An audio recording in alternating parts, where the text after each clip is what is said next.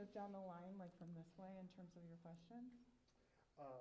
Yeah, I can do Okay, that. Sure. go for it. You guys ready? Yeah, I'm ready. Just try to look just straight to the middle. Perfect. Yeah, you can just tell us about the whole leadership that the LVCVA is taking on the temperature of the room. We're talking about COVID-19, and we're talking about the whole um, Black Lives Matter movement. Just how is it you guys are just attacking it, not attacking it, but just taking that leadership role so the whole world can see what Vegas is all about? Well, it is the most difficult time that I've seen in my professional career and probably in my life. And thinking back further than that, some of my earliest recollections are, like John Kennedy being shot in his funeral, and racial strife, and in the late '60s and the Vietnam War.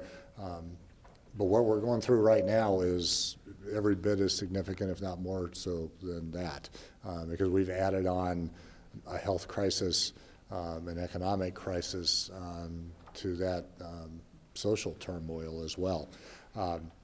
And long before I was here, the LVCVA has played a significant role in but both getting the communities and the industry's message out, and a big part of that message has been adult freedom. And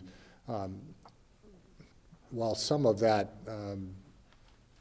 brand and tagline has been misinterpreted as permission to exceed boundaries that should not be exceeded, what it really means is that our visitors here have the ability to come and be who they are, to get away from the social boundaries that may inhibit them or hold them back.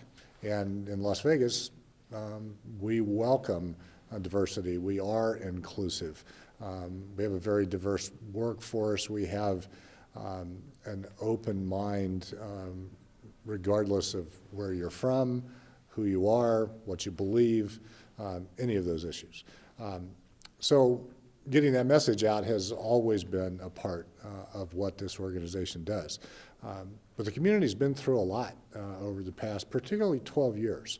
The recession from 2008 that lasted into 2013, really we didn't completely recover from until 2015. And while the rest of the country has had kind of an opportunity to take a little bit of a breath between 2015 and now, in the middle of that period of time, this community went through 1 October. And that was an exceptionally difficult time. Everybody knew someone who was affected by that here. And this organization played a really important role in defining the Vegas Strong movement and helping the community come together to overcome that as well. So it's a role this organization plays. It's a responsibility. I know our team here feels that same responsibility. We are the gathering point for the most important and the largest industry in the state, and we're thrilled to be working with them. They are collectively a terrific group of leaders themselves. The messaging that they've had out is super and very easy for us to tie together because it's so consistent in the same message that I just described. Steve, you're a little bit, it sounded like you're a little choked up early on in the meeting. Two-part question. First of all, could you just talk about that and kind of how this all has hit you and hit the organization?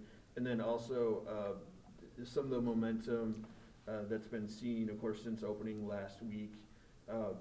How do you sustain that momentum as we go into the summer? Sure. Yeah, I was a little choked up. It's the first time I'd had the opportunity to talk publicly about the officer who had been shot. And, I have a son who is a kid, really, still in my mind. He's 30 years old. The officer is 1 year younger than he is. And And so that, that strikes me, not personally as it strikes his family, but it hits me because I've got a son that's basically the same age. Done it again. You did that to me again. We were thrilled with the opening last weekend. And the properties are learning as we're going. This is a new situation for everybody out there, every worker out there. They've done a significant amount of training in order to make sure that all those procedures that we wrote down on a piece of paper are actually implemented in the properties themselves. And I think they did a really great job of it. As Billy talked about earlier, you're going to get a broad reaction from customers. And we're not going to give up on the messaging around being smart, being healthy, taking care of not only yourself, but the people you're there with. That's going to be important. It's going to be important for quite a while. But the momentum carrying forward is frankly a result of Vegas being Vegas. What only happens here still only happens here. And our customers see that. The numbers that we're seeing going forward look good and better than we would have expected. As we put a budget together, we put a projection on what visitation would be, what room rates would be, and we're beating those numbers already. And what we see moving forward over the next several weeks is doing the same. So we're excited to take these first steps. We want to take them the right way because that enables us to continue to take the next steps. But we think we're off to a really good start. Sir, I have a question I wanted to ask. How important is it to have, or how exciting is it to have two resorts wanting to jump onto this underground tunnel system with the Wynn in Resorts World? Yeah, it's another great step in this progress, and we're talking to resorts throughout the community, and it's more than two who want to do this. These are the first two. They make sense. The exception that we have to the non-compete agreement or the non-compete in the franchise agreement that the monorail has allows these two legs to move forward. So it's a great step to take it from the convention center campus out into the community.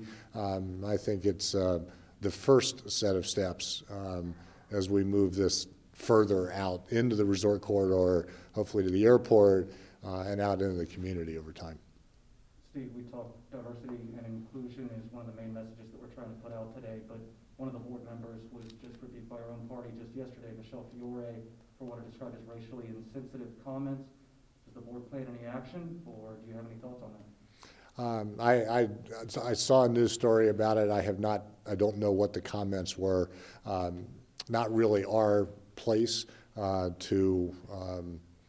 we don't appoint our own board members.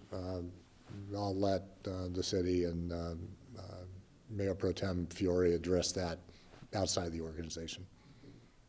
Sir, I wanted to follow up with another question on the underground system.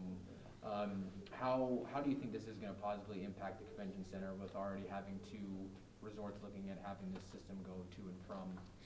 Yeah, the system itself, when we originally talked about it a year and a half ago, the idea was to allow our guests, our visitors, to get where they want to go, to experience everything that Las Vegas has to offer in a really seamless, fun, innovative way. Because the system ultimately will be an express system where the stations are offset from the main tunnel, you can get, for example, from here to the stadium in about 4.5 minutes. That's going to make game day experience for everybody in that corridor much easier. If you want, you could come park here, go to the stadium, but it also ties the rest of the parking garages up and down the strip together, so you can park anywhere, get someplace fast. And that also will be getting back and forth to the airport.